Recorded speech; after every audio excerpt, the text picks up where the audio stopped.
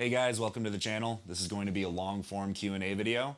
I put up a question sticker on Instagram asking you guys to give me some questions, and now I'm going to read them through for the first time and give you the best answer that I can off the top of my head. Try to keep it as concise as possible. A little bit hard for me, but keep it as concise as possible so that I can make sure that you guys have a good solid takeaway from every question that you've given me. So we'll get started. All right, so from MoFat, opinions on fat grips. So fat grips, for the most part, I wouldn't say are super useful as a tool. It's not something that is indispensable by any means. So the best applications that I see for it is on some arm work, especially if you have dumbbells that you're using in your gym that have really, really thin handles.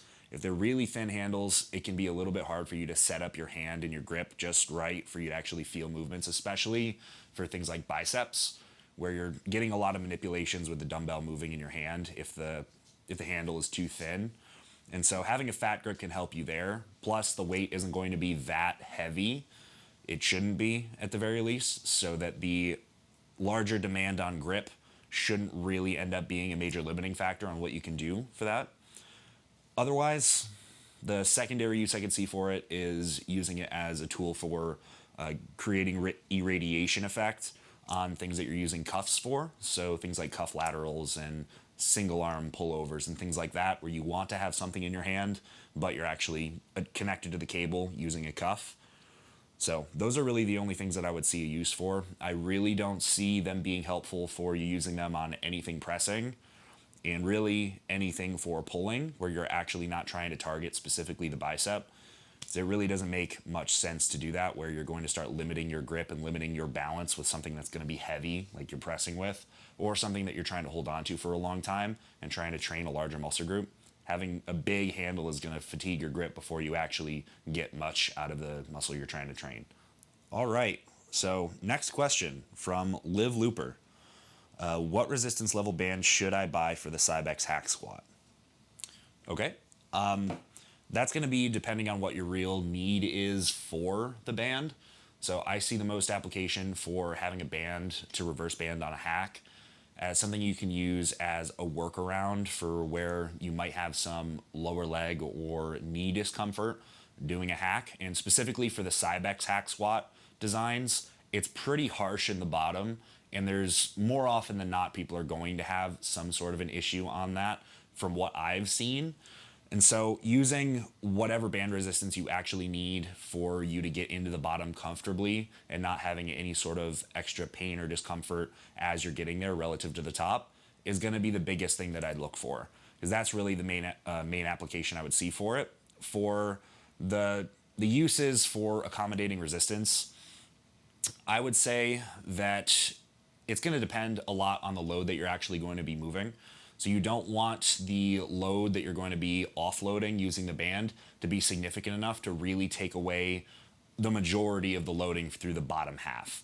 You're going to want to get a resistance band that is about the thickness and length, and the way that you set it up will vary that slightly on how that applies. But you want to set it up with a band that will allow you to get the majority of the way through the range of motion before it really stretches and takes a lot of load off. So you don't want it already to be really catching tension just immediately as you break at the knees. You want it to be more helpful to you as it gets into the bottom and not helping you a ton in the top.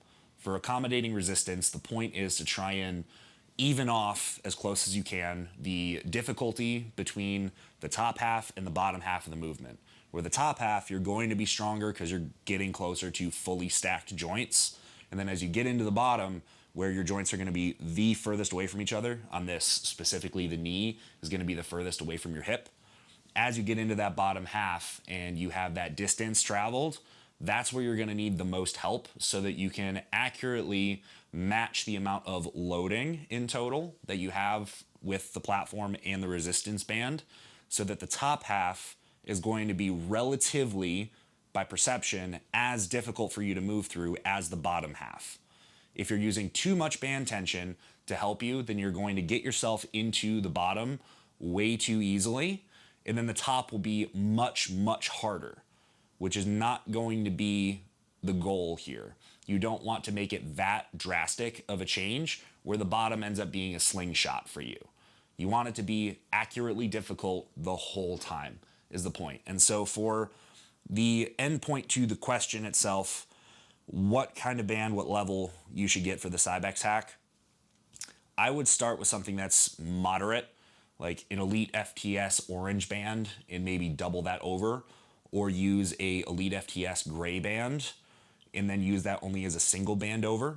And that typically works fairly well. It has just enough drop off for lower to moderate loading. And then as it gets heavier, you want to take off a slightly larger proportion.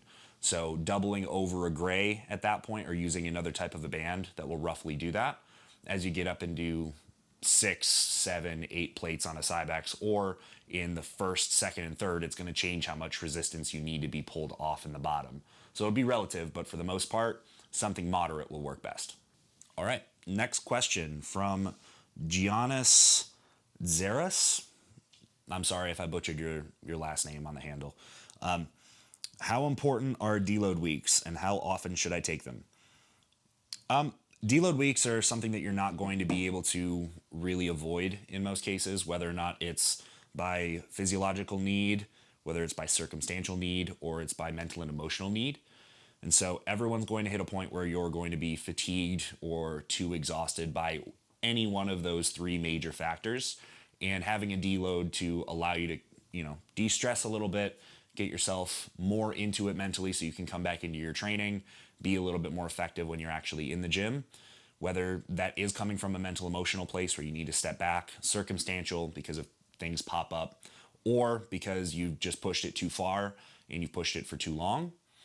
Either way, even if you have a pretty well moderated program, you're likely to hit a point where you're going to need that at some one point or another. How often you should take them? You don't really want to plot them out as specific time points. So it's not 8 weeks running, take a deload week, or 12 weeks running, take a deload week, and already have it planned. The best way that I see to set up deload timing is being pretty reactive to what you're actually feeling at the time. And so you're going to look for, you want to have a little bit more than 7, 8 weeks of running time on any sort of programming before a deload. Otherwise, it's not going to be extremely productive for you to be taking 4 weeks and then taking a week off, something like that. But when you start to see the signs that you're not really connecting in your movements, you're not mentally prepared, you really can't get that oomph into your training, you're missing that last gear, those things that start to happen a little bit more frequently, you're just about due for a deload. And so you just pull back at that point, make the adjustments necessary. If the program is running too short on time that you're working versus deload time, start making larger programming adjustments so that you're not putting so much workload on yourself in your weekly training, and hopefully you can deload a little bit less frequently. But final answer, they're fairly important and you're likely to run into the need for them, unless of course you don't train hard enough. So next question from Robert Gantz. What car do I drive? Well, currently I drive a calculator with a motor, as my friend Stu Locke lovingly refers to Jeeps. It's an old 2014 Jeep Patriot. It's actually shit brown color, which is great.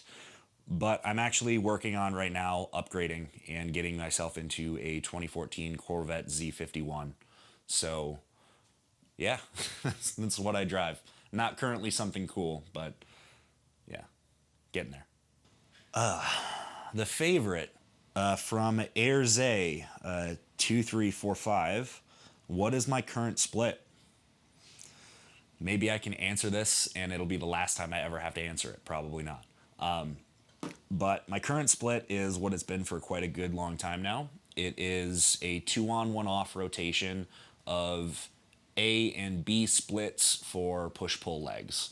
And I do it in the order of legs, push, pull.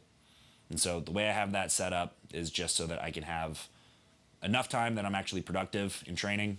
That's 2 days in a row. 3 days never turns out that well. 2 days, day off, and then because it's a 3-day rotation, I get to have a new session come first periodically as it comes around through my rest day rotations. So I get to hit everything at some point fresh, and I'm never being, held down by having the same structure and only pushing up well on one thing at a time. Okay. Next question from Adnan Muang. I hope I didn't butcher that last one. Besides schooling, how did you gain so much knowledge with everything bodybuilding? Well, that makes it easy. I can discount all of the schooling that I've gotten for this. But biggest things that I've done is just put myself in a position where I'm in the room with people that are very good at this that came before me, people that are, my peers as well, that have different perspectives than me on things, and just trying to pick brains, listen, sit in the back, observe, and see how the methods to the madness of all of these other people really stack up.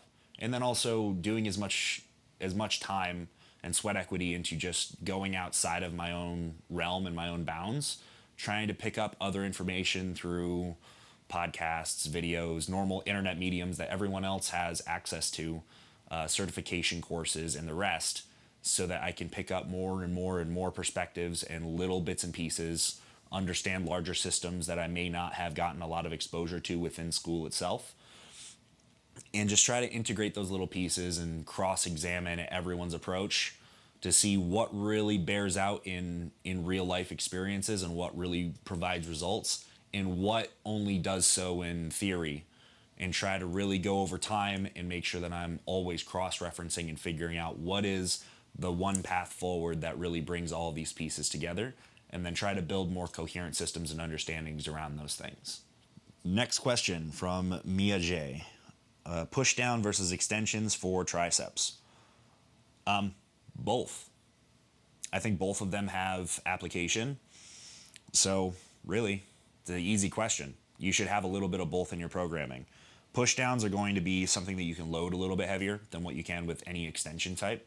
And so push downs can be something that you can place in where you have a little bit more freshness, you have a little bit more energy to work with your triceps at any one period of time and any point in your programming that you're going to place it. Extensions, because they're going to be lesser loaded, they're going to be a good opportunity for you to put in if you need more tricep work than just the pressing and the push downs that you already have in.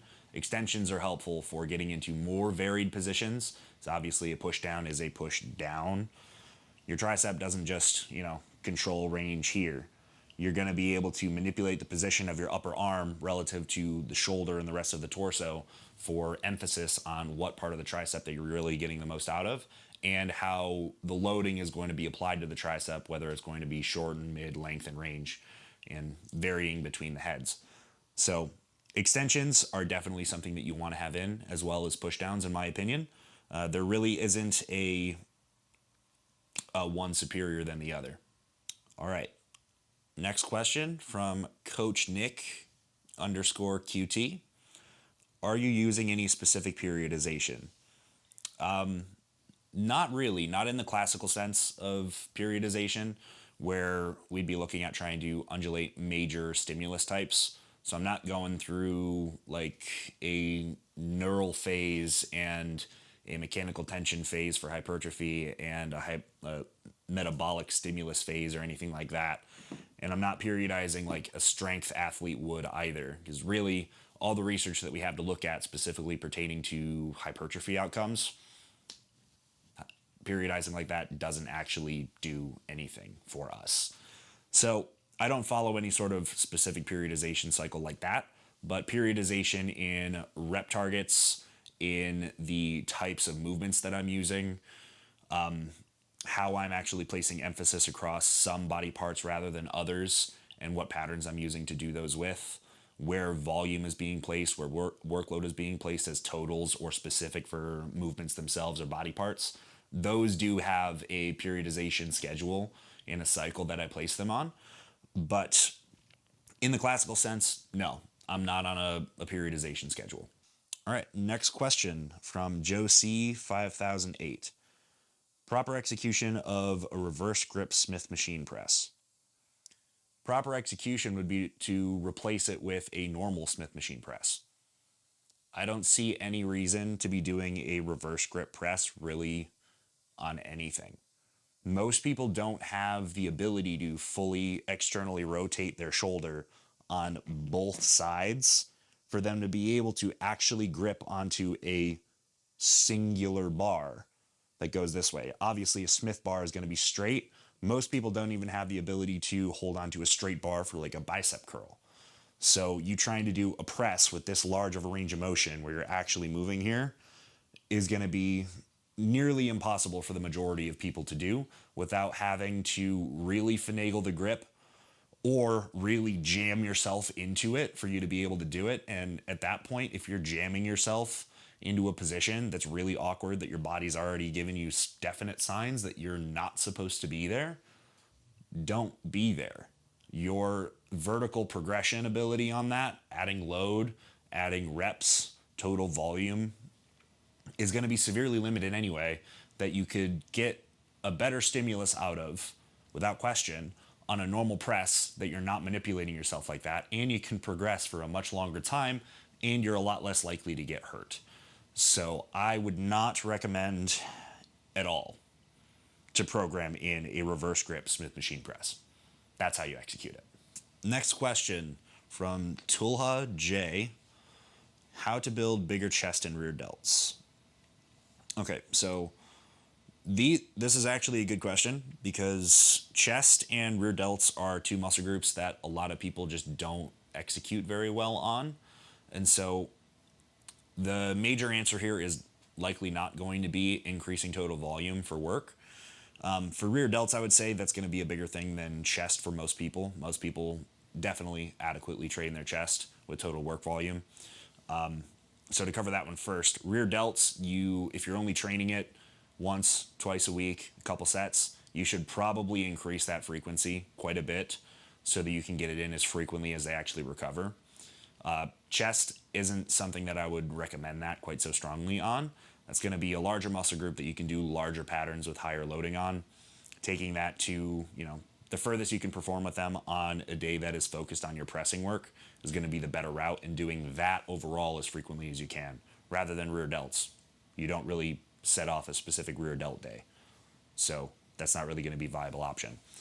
Second to that, the execution of pressing and rear delt work are going to be pretty nebulous for a lot of people. I'll start with rear delts. So most people, when they're executing movements for their rear delts, they miss the boat because they're allowing their shoulder to move too much.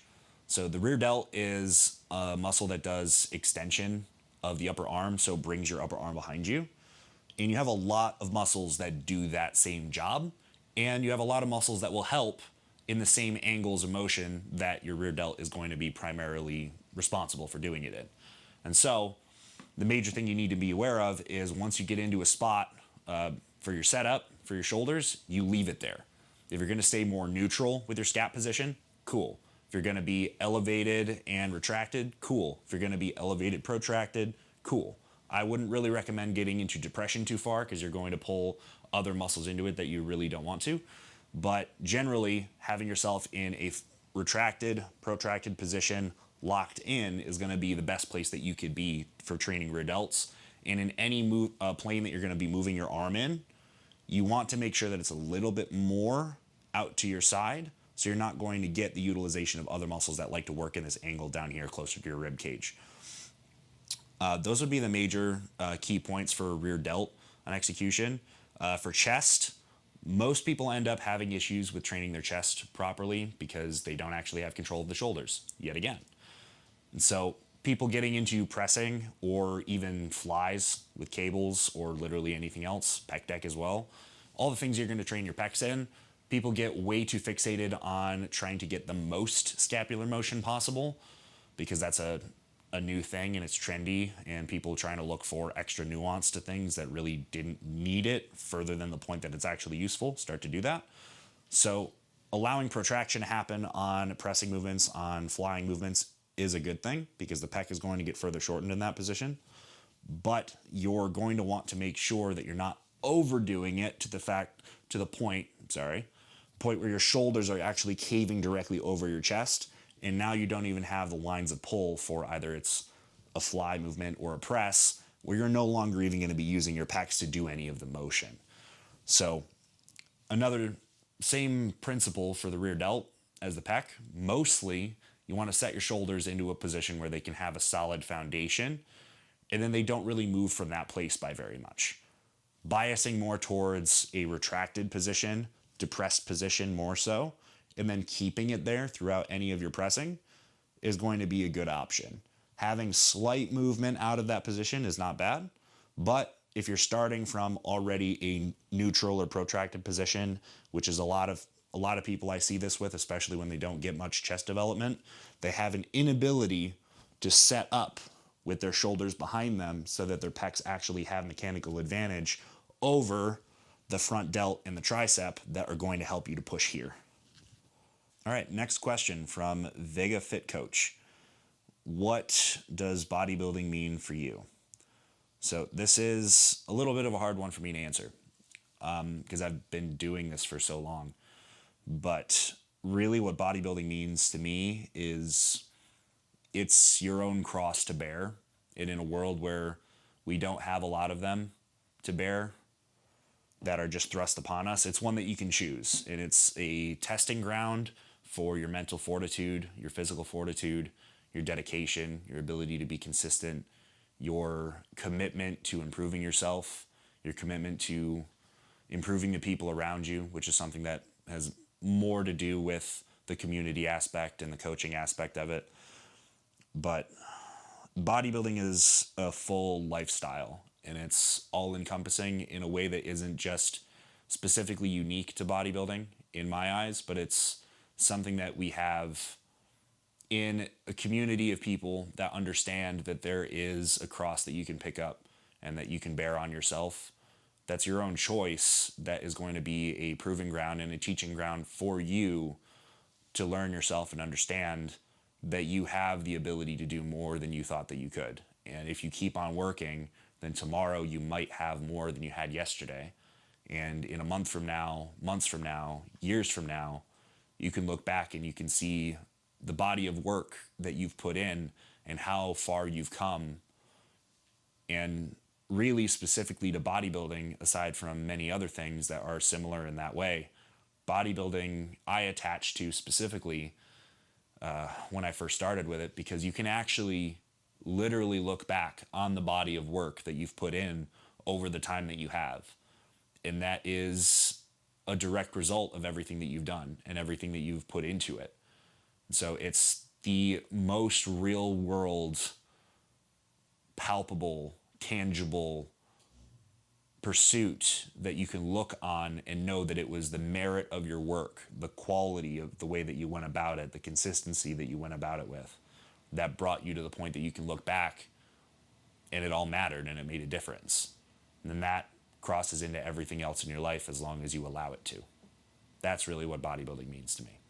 All right, guys, so that wraps up part one of this Q&A section. If you liked the video, like the video. If you liked the video, share the video to your friends.